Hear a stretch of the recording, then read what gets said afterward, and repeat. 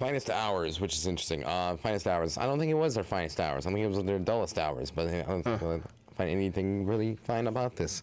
So let's do finest hours. It's basically about these guys that Chris Pine's in it, and he's like the Coast Guard, and basically go out to do this really insane rescue mission. Yeah, it was a rescue mission in the 50s, and the SS Pendleton was split in two.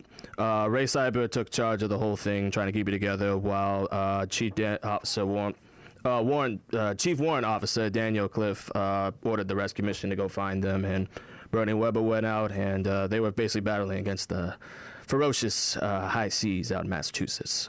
Play the clip.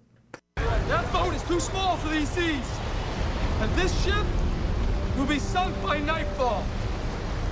Now, every fella here wants to live. The only way that happens is if we run her aground. Now we're gonna set up a watch and look out for a shoal. I need 4 men working the police on the emergency tiller. I need 4 men manning the pumps after steering, and the rest of you on our bucket lines topside down below. Communicate with the engine room. So, it's interesting. When they're in the water, and it's diving up and down, going boom, boom, boom, boom, boom, and water's splashing everywhere, they're soaked. They don't look cold. They don't look cold. Well, they are trained crewmen. But still, no, I don't care how much training you have. No, if it's freezing cold, it's freezing cold. Well, you try to ignore it, especially when they're trying to save a bunch of crew members. But also, especially when they're like ice cold in Titanic, when they're like, all in the ice cold water. At least there are you can cold. see like their breath. When it's so cold, you can actually see your breath. They don't see that here. And then when they're finally rescued, like they get out, they're having conversation with people, like, "Oh, hey, how's it going? We're so saved and everything like that." No, get those people to an ambulance. I mean, the hypothermia, the hypothermia, That part was really odd to me.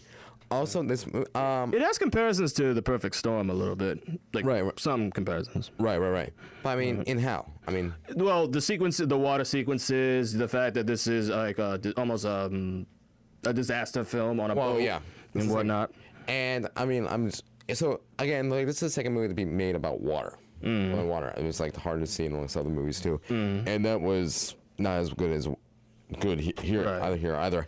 I think one thing is too most interesting thing here is costume design. It really looks like the 50s. Already looks like you have the love interest fiance. Right. She looks totally like from the At the same time though, with that, the story only really picks up like about 20-30 minutes in because they spend so much time with that backstory. Right. And that kind of took it out of me for a bit.